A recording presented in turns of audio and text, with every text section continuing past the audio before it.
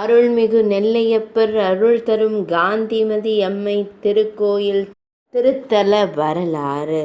4ஆம் பகுதி.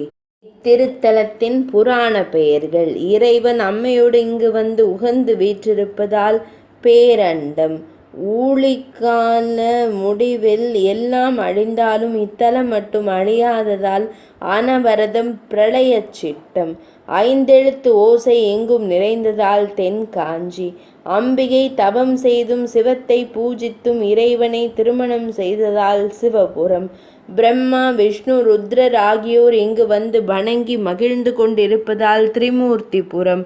இந்திரனின் ஐராவதம் யானை இங்கு வந்து வணங்கி நிற்பதால் இபபுரி. திருமால் ஆமை வடிவமாகி இங்கு சிவபூஜை செய்ததால் கச்சபாளையம்.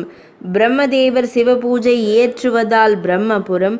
மேலான தர்மங்கள் தொடர்ந்து நிலை பெற்று இருப்பதால் தரணீசாரம். பிரம்மனுக்கு விஷ்ணுமூர்த்தி இங்கு அருள் செய்ததால் விண்டுதலம். மேலான நற்கதி போகம் முதலியவற்றை இத்தலம் தருவதாலும் கம்பை நதி காமாட்சி அருளுவதாலும் தென்காஞ்சி காமக்கோட்டம். சகல சித்திகளையும் அடைய வல்ல ஸ்தலம் ஆதலால் சகல சித்தி ஸ்தலம்.